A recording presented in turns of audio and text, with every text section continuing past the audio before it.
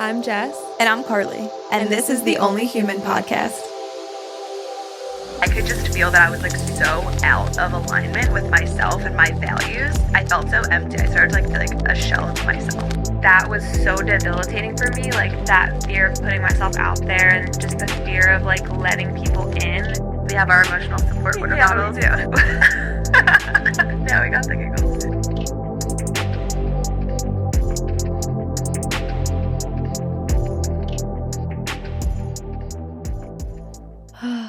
How are you doing?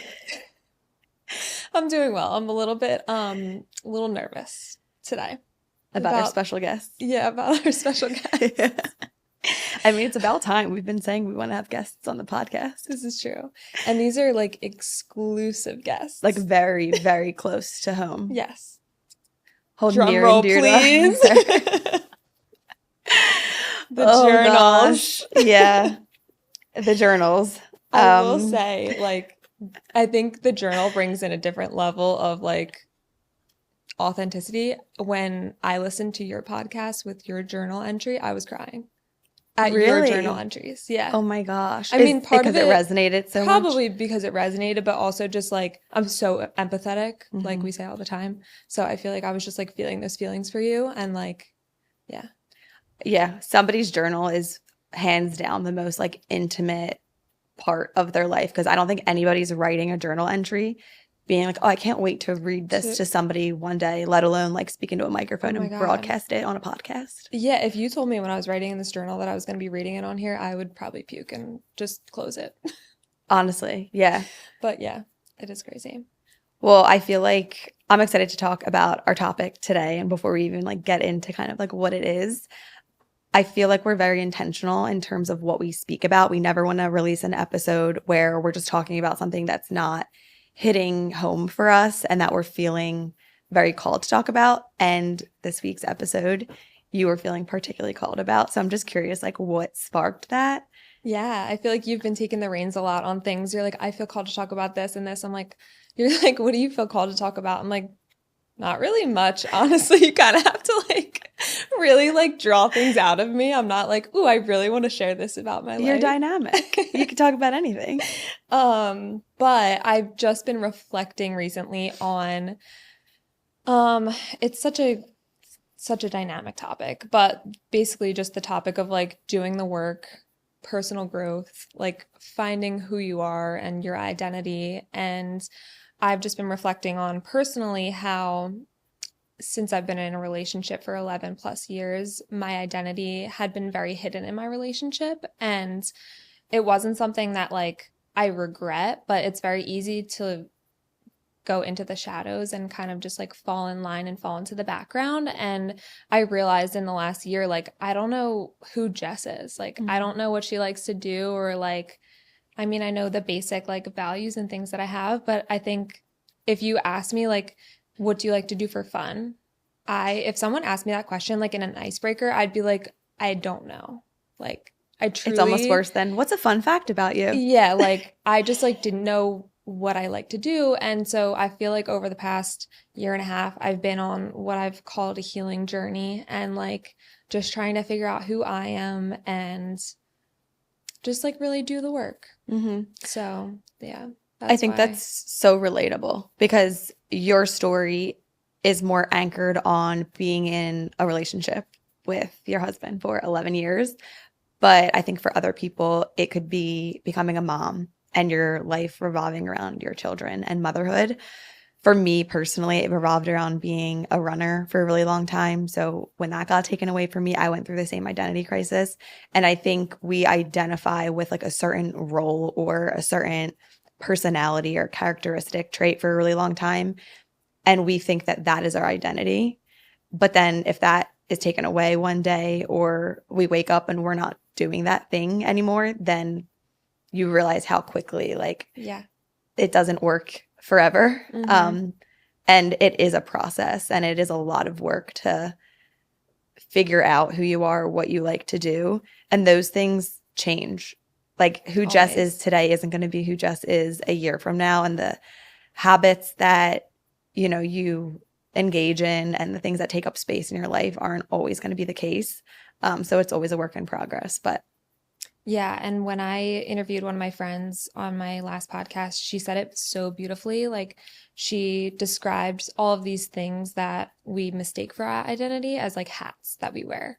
So like there is a hat for everything. Like you could put on the career hat or like the motherhood hat or the spouse hat or the daughter hat or the student hat, the athlete hat. And like those are all just hats that we wear, and it's so easy for us to confuse that for like who we are, like you said. And that's where, like I said earlier, it's really easy to fall into the background because those things take up so much time and space in our life. And if you don't stop and ask yourself the questions, it's so easy to like mistake that for your identity.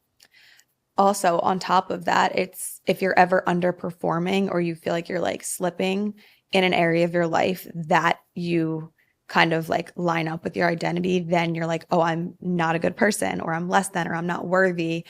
So for example, like when I was running track, because I really put my whole identity into being a collegiate runner, when I was underperforming or wasn't living up to others or my own expectations, I started to think that that was reflective of me, Karli, the individual, when it's so hard to separate the two when we're putting so many eggs in that basket. Yeah, that makes a lot of sense. Why do you think that it's so hard for us to like really just look in the mirror and ask ourselves the question of like, do we know who we are beyond these other things that are in our lives? I think because it's genuinely hard and because a lot of times we don't have the answer. And so I think we can look in the mirror and we can sit with our emotions and the feeling of like lack or unfulfillment, but we don't exactly know like how to get on the other side of that. And so I think just it being human nature that if we don't know the answer or the path to get to the other side, then we kind of want to like shy away from that initial point of the process altogether. Yeah. And I know like I've been at that starting line being like, I don't know where the finish line is or how far away it is. And that prevented me from starting for a really, really long time. Yeah. And also I think it's just like, it doesn't feel good. Like when you're introspective and you don't get an answer that is maybe favorable, like, oh, I actually don't know who I am, or I've lost myself in these different hats that I wear. Like it doesn't feel good, like on the ego, you know? And I think it's so easy to just like overlook it and just be like, I'm good. Like I'm just going to keep moving along. But for me, I feel like even after I started therapy and things like that, I didn't really understand like separating myself from the identity that I have in my relationship until I started the podcast. And I was like, this is the first thing that I am doing like for me by myself, like that I'm passionate about, and like it's my thing. And that felt so good. And like I always say, like the positive reinforcement of like when you do things that are fulfilling and that are just like true to you, like it makes you want to do more things like that. So that was the first time that I really like looked in the mirror and was like, wait a minute, like there's this thing that I'm doing that I'm passionate about that I came up with, and like it's my thing, it's nobody else's thing. And so I feel like that's when I realized that I didn't really have an identity outside of like being a girlfriend or being a wife. And that wasn't like necessarily a bad thing, but I realized that that's not how I want to live. So I'm curious, when you started the podcast, it sounds like that was your first experience of recognizing that previously you didn't really have an identity outside of your relationship. Was that a pursuit to find an identity outside of your relationship, or was it retrospective where you got that gratification and you were like, wow, I was missing that, but I didn't even realize I was missing that? Yeah, the latter. So like I like I say sometimes, like I forget why I started the podcast. Like I just had this like random itch one day and I was like, I'm doing this. And obviously that didn't take me far enough to start it for another year, but eventually I decided that I was going to start it. And then after that, then that's when I felt that gratification of like, oh, wait, this feels good. And this is for me. And this is something that I feel good about. So yeah, it definitely wasn't like, I think about it all the time, how lucky I got that I like accidentally started the podcast and like started on this trajectory of like finding out who I am and stuff. But I think it's also a little bit different than like, I'm also like doing the work on like myself and like, I just want to say like my personality and just like different things that I would like to change about myself, just like as a person, you know, different than like who my identity is. So I feel like I've gotten a couple of times very overwhelmed with like feeling like there's so much to change and like so many things to work on, and being like, what do I even like do first? Because like I can't do all these things at once. I was just going to say, like, it kind of feeds into the question you asked previously, why it's so hard to look in the mirror. And it is overwhelming when you realize that you're not where you want to be, but you're not really sure where to start with making the changes. And I feel like that just leads into the feeling of like, we can't change, or there's things standing in the way. And so like, why do you feel like it's so hard to feel like change is possible? That's actually so funny, because my journal entry that I'm going to read today, like pretty much talks about that. But I feel like when you are, and I'm young, but when you're a certain way and you are in the same mind for like so many years, that's all you know, and you don't know anything differently. So I think you just get very like one track minded. And I look at other people that maybe are emulating things that I want to change or want to be like, and I'm like, wow, I am so different from them or from that trait, and it just feels like so far. And like you said, I'm like, I don't even know how to get there. I know that I know like what destination per se that I want to be at, but like I have no idea how to get there. And so I feel like that is also daunting. Yeah.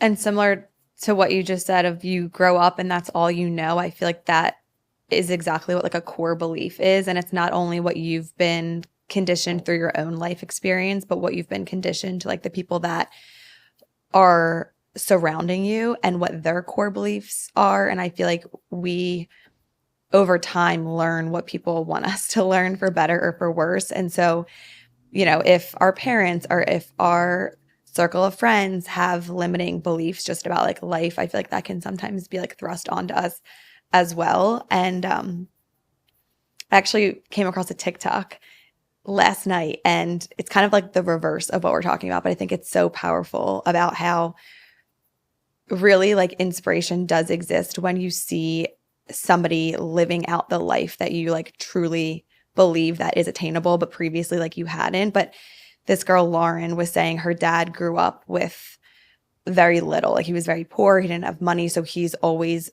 had like a scarcity mindset around money. And Lauren had the chance to be the first person in her family to go to college. And she instead chose to be an influencer, which she's like, that was my choice. And my dad's kind of always been supportive. But at the same time, he's like, what the fuck are you doing? Like I worked my ass off to like allow you to go to school, and like you're choosing this life instead. Fast forward to the other month, she got the biggest brand deal of her life, and she sent it along to her parents because she was so excited. And ever since that moment, her dad has been doing things like out of character. So he just decided to like get a Corvette, and he had just bought another truck that was like more practical in his wheelhouse. He decided to sell that and like get a Corvette. They needed new windows to their house, and he decided to go to Home Depot and ask a guy about new windows, even though it would like cost a fortune that they could afford, but he had conditioned himself to believe that they couldn't. And Lauren's mom was like, what is going on with you? And he was like, well, if Lauren dreams big, so can I. And she was like crying as she was telling the story. And like, I wanted to cry too, but it's just like so freaking true how he lived for so long being conditioned, that core belief of that he didn't have enough money and he needed to kind of live his life in that box. And then he saw what his daughter was capable of, like taking a path that was different. And it inspired him to then like change his behavior. I think it's a parallel. It's not like a one for one, but I feel like that's just so powerful. It's so and like, powerful. I know. Oh my gosh, it's so sweet. I know. I definitely would have cried watching that. Yeah. Like you telling the because story, she was I'm emotional. like, oh my gosh. Yeah, but that just goes to show that like your reality isn't always going to be your reality.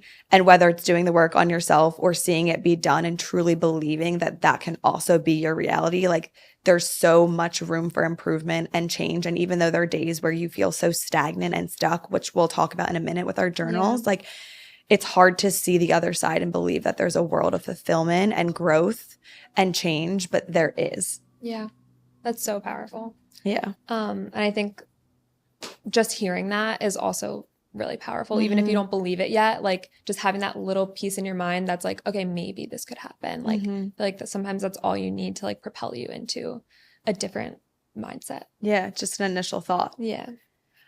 I'm curious, when you first like looked in the mirror and noticed that you weren't fulfilled or the person that you want it to be, and whether that's when you were writing these journals entries and you want to like bring Yeah. them up, or if it even started way before that. So, I feel like I can credit Ant to so many things, but I think he really introduced me to the concept of like doing the work and like working on yourself. And since then, I have been more reflective, and I've kind of always had these things that I like didn't love about myself or wanted to change about myself. Just like in the way that I think and act and like interact with like different situations. And I've like kind of always known them, but I never really did anything about them because, like we said, like I just thought that's who I was, and I couldn't really fathom like changing and like And seeing the other transformation. side. Yeah. So I kind of just lived my life, and then in August of 2023, I started talk therapy. And I only started talk therapy because I was recommending therapy to someone that I know. And I was like, yeah, I know like everyone can use therapy, whatever. And I was like, you know what? If I'm gonna talk the talk, like I'm gonna walk the walk too. So I was like, let me be like a good example, and like I'm gonna go to therapy myself because like I know I could use it.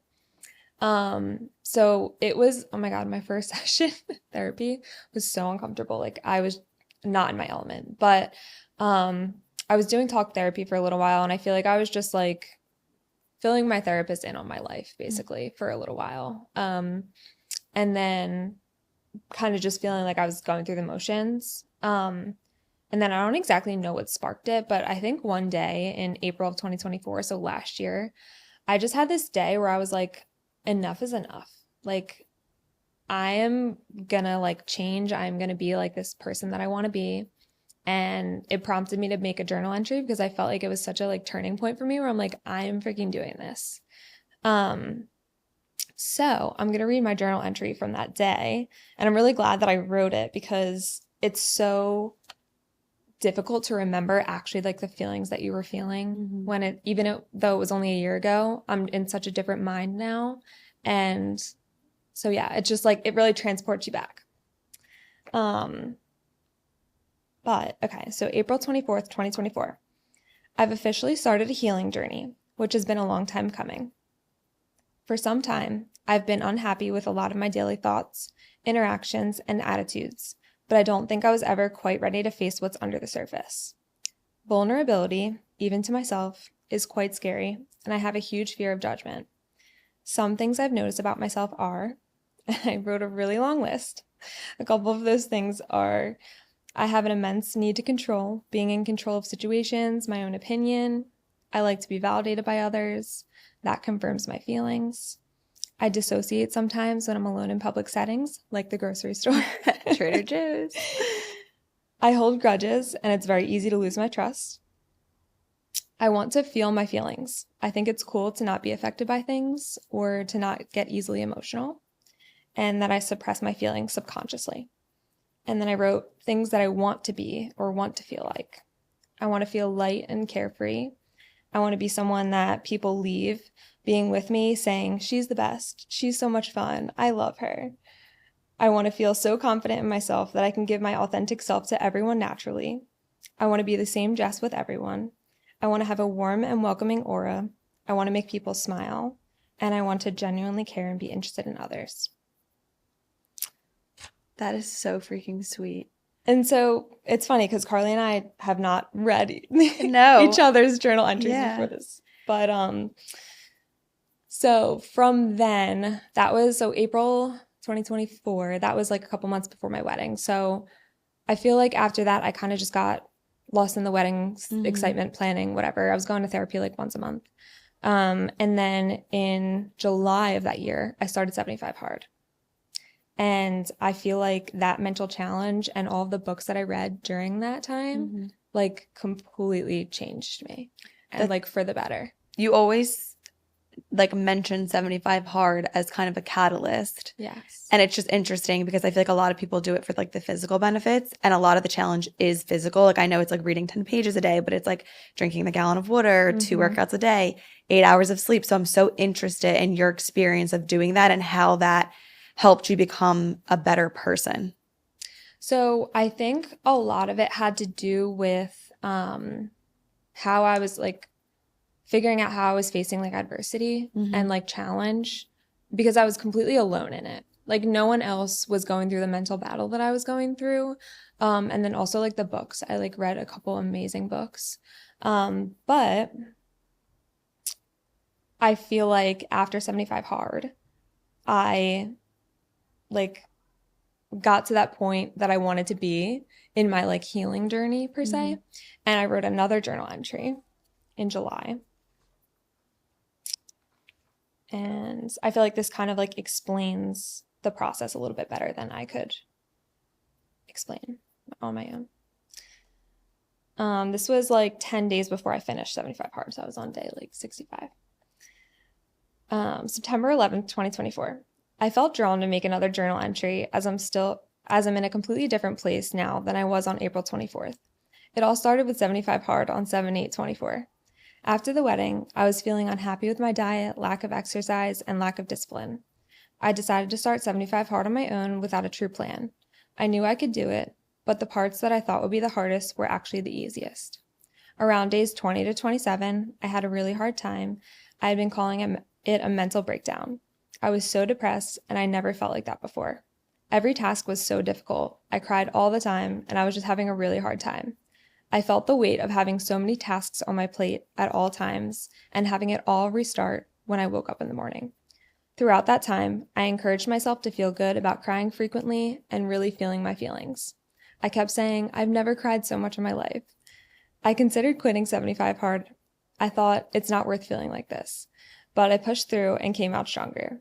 I read the book, What to Say When You Talk to Yourself, and it changed my life. While reading that book, I had days where I truly felt like the person I've always wanted to be. Happy, light, smiling, and carefree. I thought to myself, I felt like there was so much work to be done between the person I was and the person I wanted to be. I couldn't fathom how I would ever get there. But turns out, I just had to wake up and decide to be that person. She's been in me all along. Some days are better than others, but I'm so happy where this journey has taken me, and it's only the beginning. Oh my God. I'm so emotional right now. I know. That was the part that I cried out earlier when I was reading it, but it's just amazing how your perspective changed so much. Do you credit it to reading that book? It sounds like the first like 20 to 25 days was really hard, and then you just experienced this like transformation where you were like embracing the hard. So like what was that mindset shift attributed to? I think it was just a result of like being at the lowest low and like only being able to come up from there. I also had some like deep conversations with my therapist, my mom, that like I feel like really helped me. And then I was thinking about the podcast too, and I like started to decide that I was going to do that. So yeah, I feel like going through that and then having to read like self-improvement and like self-help books was like super helpful. Yeah. Because I was able to like real time kind of like pivot and like almost help myself. Yeah, in like that implement moment. exactly Yes. what you were reading. Yeah. I think 75 Hard is so powerful, not because it makes you work out twice a day or drink that gallon of water, but it teaches you how to keep promises to yourself. And I always say like that's what true confidence stems from. It's your ability to know that you can say something or have the desire to do something and then have the like action to follow it up.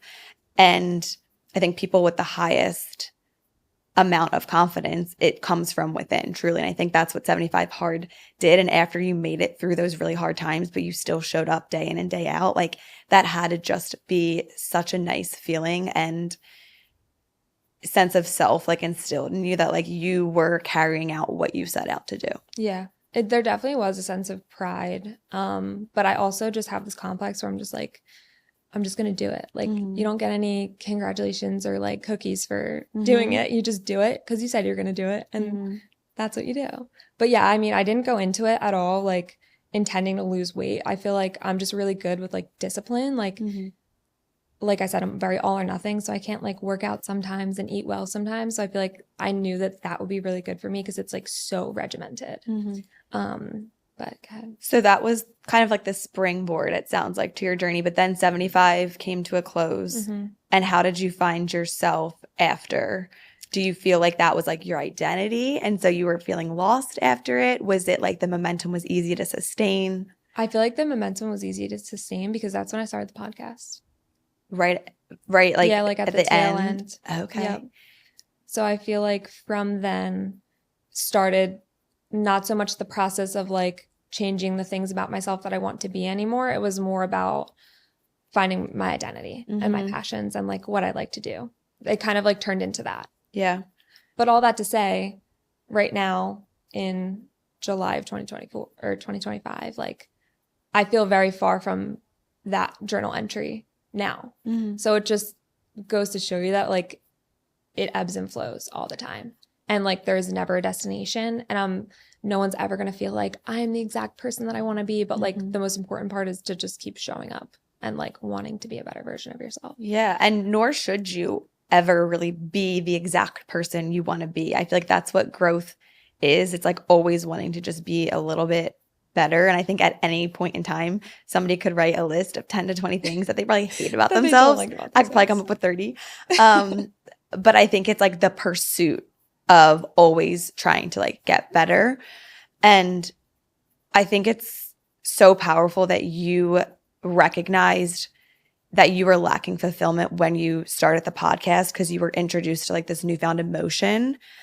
And it just goes to show that it really is a trial and an error process. And the only reason that you're going to find out like who you are, what you like to do is by putting yourself in like novel situations to figure it out, because it's not a thought that's just going to pop in your head one day.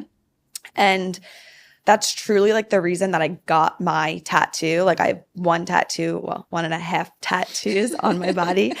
And it is the Latin root word of to experience. It's expirere. I got it in Australia. And it's forever like my reminder that in life, you have to try. You have to experience. And you're always going to be getting like that feedback of, okay, I like this. I'm going to keep it in my life, or I don't like this. And it's an ever evolving process. But I think people have this misconception that you figure it out and then you do. But you do to totally figure it out. Yeah. That's actually really powerful because you can like sit there and try to analyze all day like, okay, what exactly should I do to be a better person or to with anything. But it really does. It just comes from just trial and error. And like I will say I got very lucky that like the first thing that I tried I really liked. And I think from then what I found is that other experiences and other opportunities that I could never have thought of come from that, like our friendship. Like if I never started my podcast, we would never know each other. Just different things like that. Yeah, but absolutely. I know that your journey is like, as we always say, completely different than mine. So I would love to know like when you first looked in the mirror, like we said earlier, or just like noticed that you were maybe like falling into roles that you played. Yeah, I think the first time I looked into the mirror, I looked at my life and I saw a big question mark or just like a lot of unfulfillment was right after I graduated college.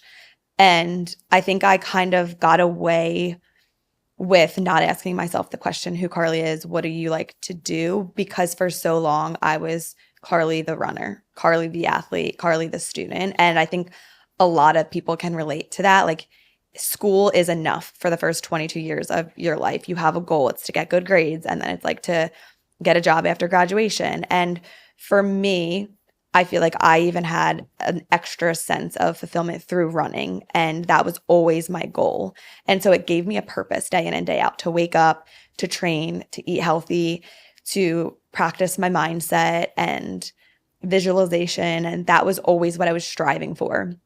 So when the inevitable day came that I was no longer a runner because I graduated from college, I went to New York and I became Karli the cash equity trader, at least in my mind. And when I realized that that was a fraction of the amount of like fulfillment that running gave me, and in fact, I didn't like it at all, my identity was then like flipped on its head because here I am identifying with something that I hate doing.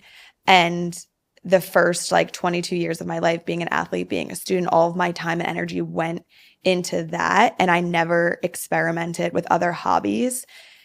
to see like, what do I actually like doing besides that? And so when my job wasn't it, I remember vividly, I was probably 23 living in my first apartment in New York. And I was talking to one of my really good friends, Olivia, who was also on the cross country and track and field team at Penn with me.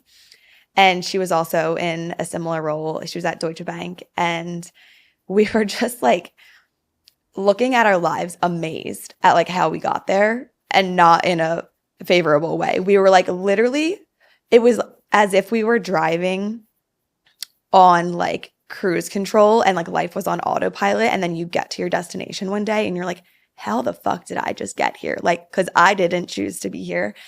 And we lost ourselves along the way. And I remember us both just being like, what do we even like to do? If we had a day off and somebody said, go do something fun, go take up a hobby, like I don't even know where I would start. And I truly feel like I had to start from ground zero at that point in my life. And similarly, I think I sat with my thoughts for a while and I was speculating on like what I wanted to do, but I wasn't really taking action. And even when I left my New York job and I came back to Philly and I was, working in finance again, like I didn't really make a move. I just moved closer to home because I was like missing out on like the home friends that I have and like my family and stuff, but I didn't make a move to like discover my identity or really like evolve as a person. So I will also read some journal entries to give you a little insight into where I was at. So this was October 11th, 2021. So this was like a little under 4 years ago. I've been questioning a lot lately, mainly my purpose. What do I want from this life? I know you always hear people say the 9-to-5 life isn't for them, but I'm serious. I can't do this forever. I'll rot away.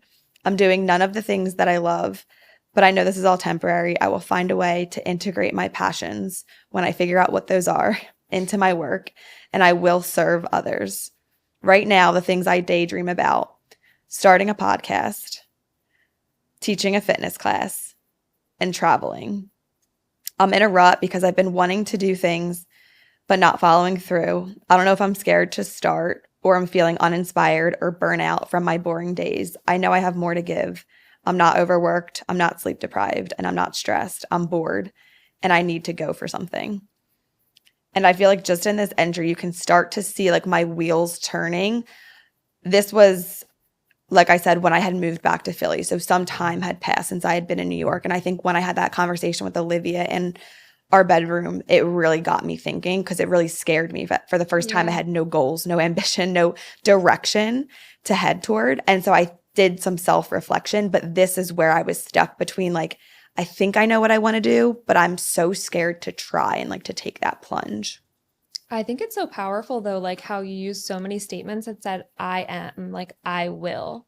And you were just like, you sound really confident. Like, when I figure it out, I'm going to do it. And like, not, I think you were more scared in that moment of like not knowing what you wanted to do, but like had the confidence in yourself that like you were going to execute. And I think it was fake. I think I was just trying to convince myself. Yeah. But I mean, I was going to say, I don't know how fake it is if you write it in your journal. I feel like that's when it gets really, but. Yeah. Well, they always say like the power of manifestation and positive affirmations. And I've honestly never really been like a huge manifestation person. Like, I do believe it. I do believe there's science behind it, but I'm not going to be the first person to be like, you can manifest your dream life. Yeah. Like, I just truly believe it's more action oriented. Like, you can do whatever you want to do. I'm more of like a list person. Like, let's write the steps. And I have so many lists in here of like, this is going to get me one step closer to my dream. So I was looking at a list and it was like, call Brit. It was like about real estate when I was like interested to like set up a call with my friend who's in real estate. And then it was like, make a Pilates flow and like teach it in your room, like just so action oriented. And that was more so like what I subscribe to and like how you get to the next step. But I do think like that positive self-talk, like you've mentioned before in that book that you read, like it really does matter because it's the power of the mind and what you believe that you're capable of. So yeah, I do think that like definitely helped. And I even underlined like I will, and like even like serving others and like teaching Pilates. And it's good to know that when I did try those things, I ended up loving them and my intuition was right. But there's also a whole host of things that like I tried and I was like, oh my God, I thought I was going to like this, but I absolutely hate it. So I too got lucky. But I feel like there's a lot of parts throughout the journey that like we're not always privy to. And there was Yeah. definitely a lot of failures in there too. I have one more journal entry that I'm going to read. So this was December 1st, 2021. So this was just about like 2 months after that one. And I say, I'm 25, well, one day short, an age I used to think by now I'd have it all together. Sure, maybe not married with kids, but using my Wharton degree, excelling in my career, feeling a sense of purpose and fulfillment, maybe. The truth is, I feel like I'm flailing.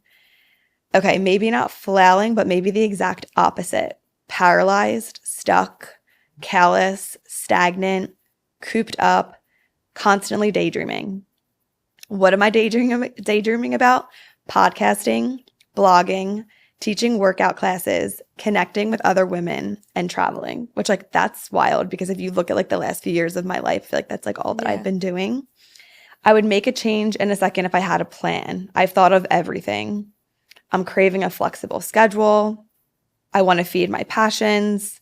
I struggle because of all of the money that my family spent to put me through Wharton. I always say I chose this life when I was 17.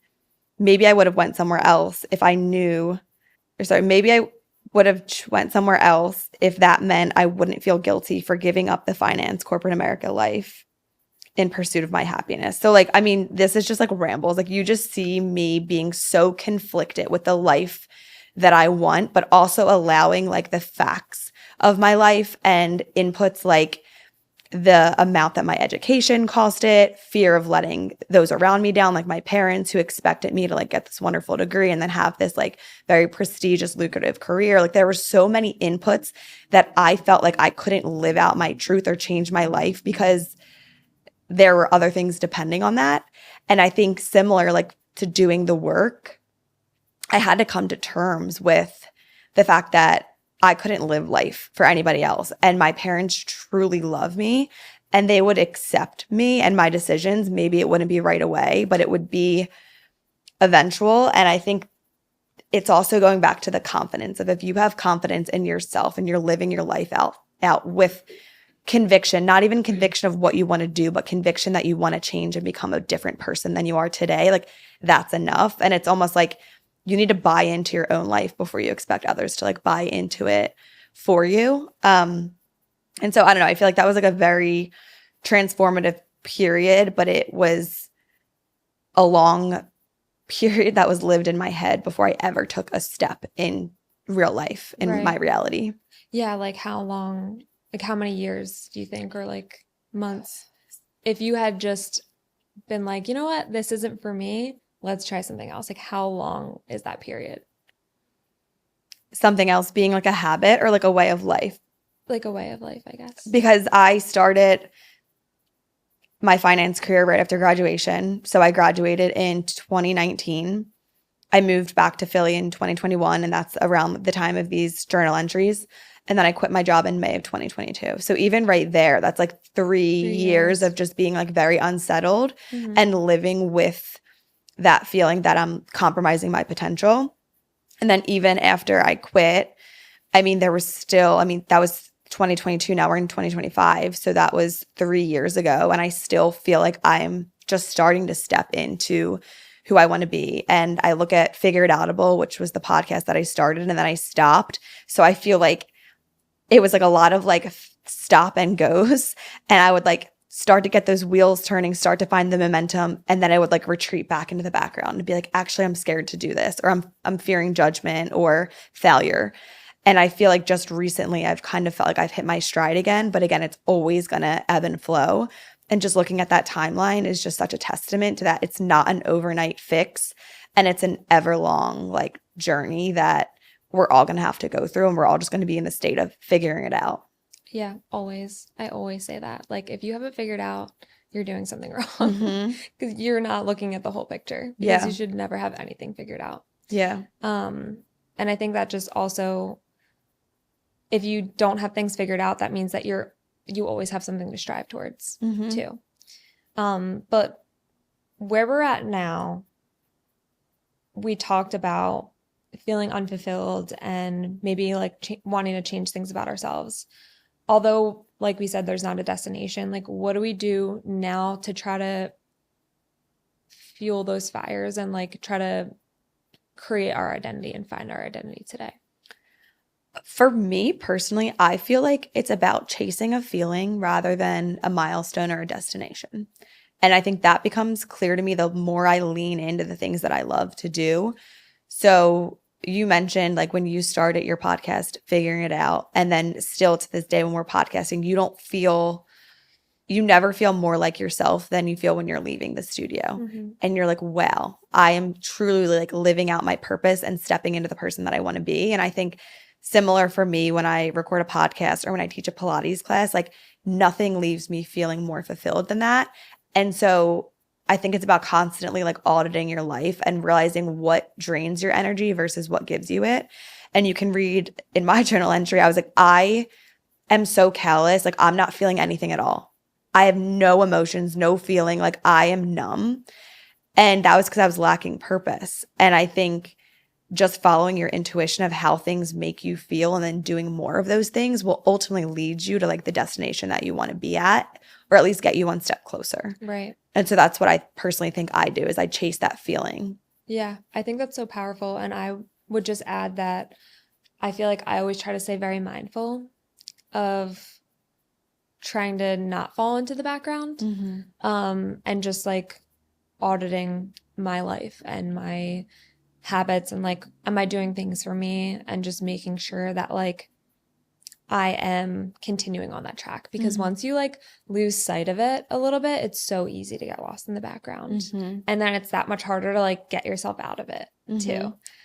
When you say fall into the background, like what do you mean when you say that? Because I feel like it could mean different things. I also just want to like explain to the audience, like when we say it's so easy to fall into the background, what are we talking about? I think it means getting your identity lost in the hats that we wear, and also just going through the motions and not having any desire to change or to be better or to like understand yourself any better. I think falling into the background for me just means like being who I am today and continuing like that for the rest of my life and just going through the motions. Which it's so easy to do in a day and age like today where most people have so much on their plates. So whether it's like showing up at their job and then going home and like showing up for their kids, or disassociating and like checking out while you watch a show or listen to a podcast, like you could avoid the harsh truth of your life for the rest of time if you wanted. And I did that for a really long time. I stuck my head in the sand, and that was the easier route. Oh my God, it's so much easier.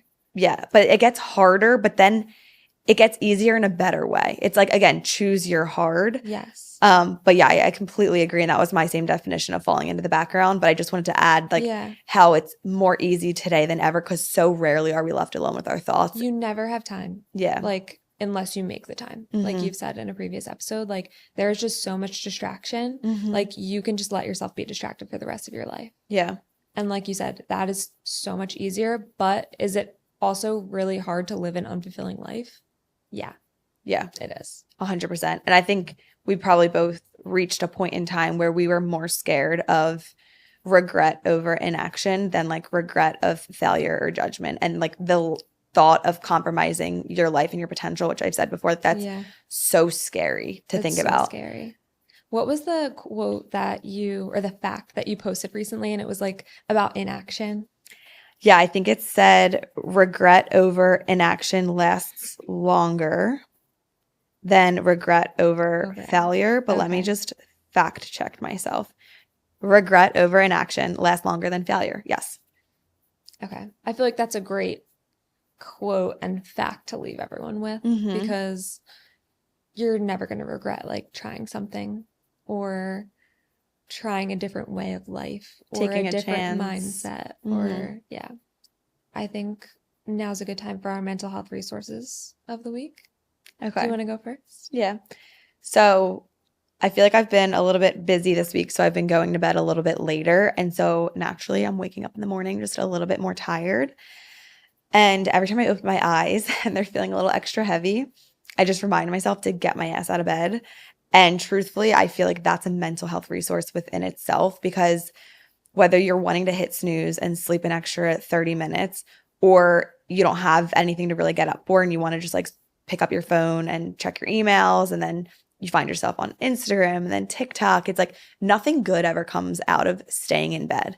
And so truthfully, like without a doubt, that's my non-negotiable. Like you will never find my head with my eyes open, like on the pillow for more than 30 seconds after I wake up. And that's just because I always know I'll feel so much better starting my morning, doing things for me, filling my cup before like my day starts.